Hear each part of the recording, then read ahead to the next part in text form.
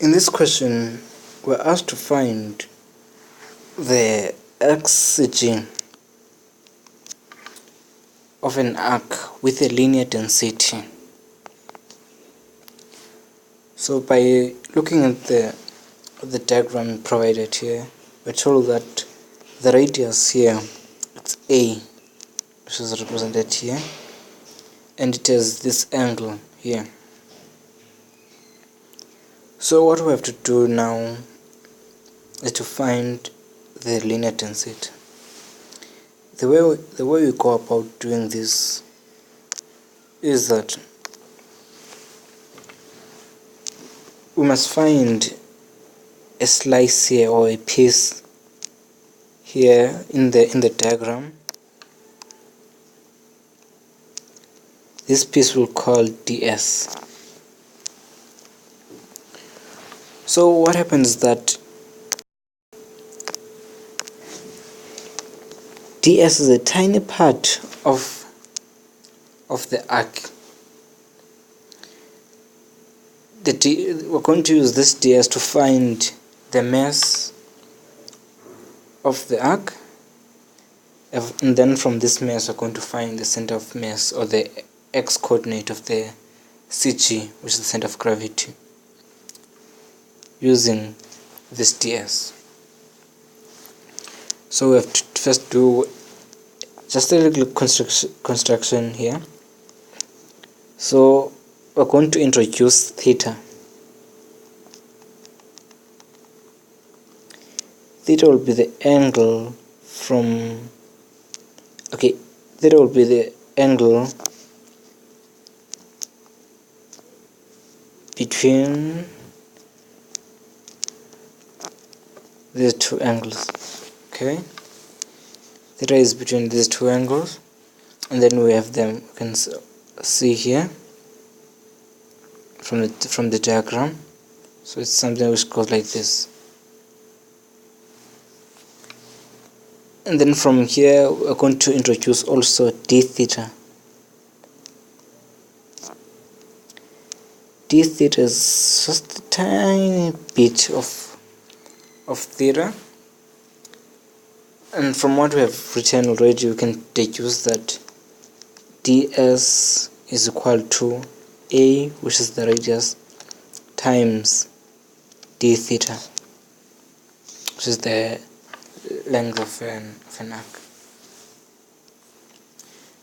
And then from here we can find the mass of this slice, this part.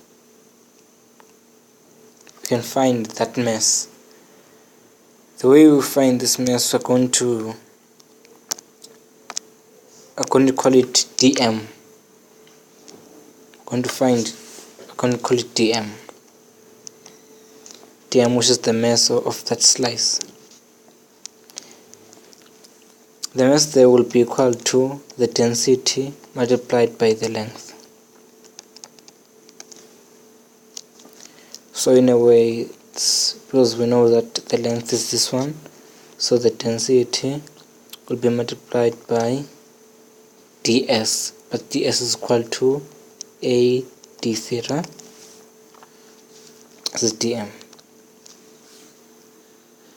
And then from here we're going to find the total mass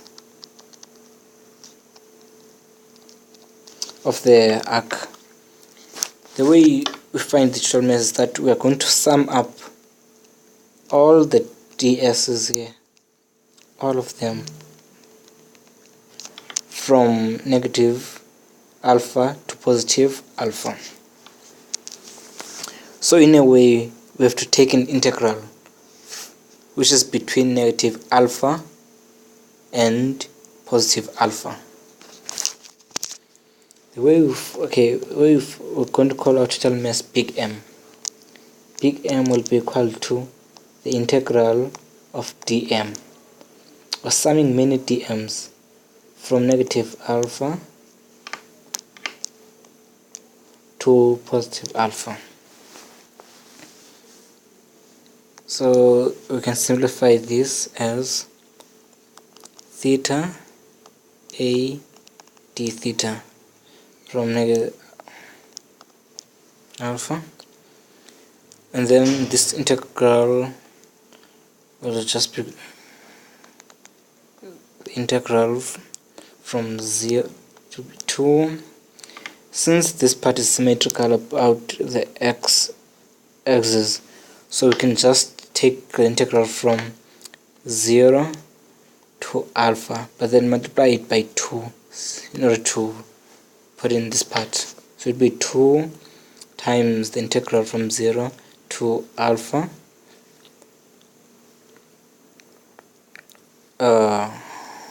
of the linear density times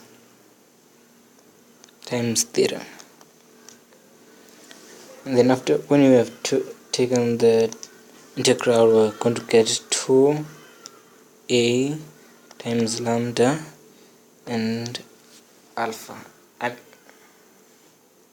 Yes. Then we're going to, when I here, it's very simple. So now we're going to look at the CG on the x-axis. The CG will simply become, I'm going to use the formula. This is dm over total mass. This x here is the coordinate of the CG of our building block, or of our slice. This is our building block of our building block or slice. So this is the x coordinate of that. But then how do we find the x coordinate of this slice? In a way, we have theta here, we have the radius, which is a, and then we want this part,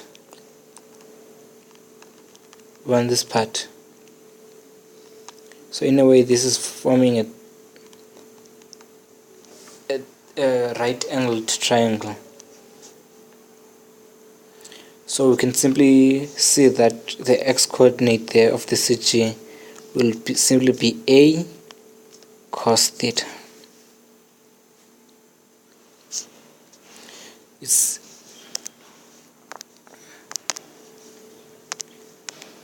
So the x coordinate of the CG will be here.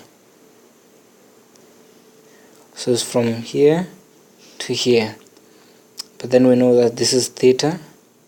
So the coordinate here, it's a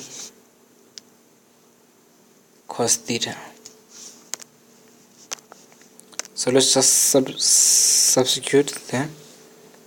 So we have a cos theta times dm. We know it's, yes. But then we're taking the integral now from negative alpha to positive alpha. So these are the angles here. So integral from negative alpha to positive alpha. Then I'm going to divide this by the total mass we found here to be 2a lambda times alpha. And then from here, I'm going to simplify. We know that when these are the constants, so we have to take them out of the integral sign, and when they're out of the integral, they're going to cancel out. So we have an a here, so a is going to cancel with this one is going to cancel with this one, only after we have taken them out of the integral sign. So in a way, we're going to be left with a times the integral from 0 to alpha, so it's 2a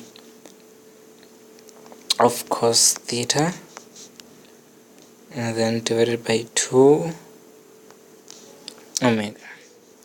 Then this simplifies to a sine theta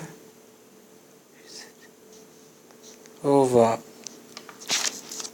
omega.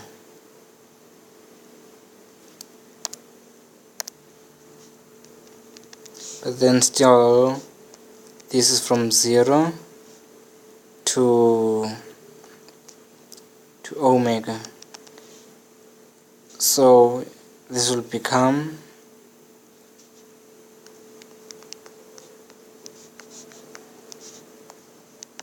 that's our CG. Since we know that sine at 0, it's 0, so we're going to be left with this one. Thank you.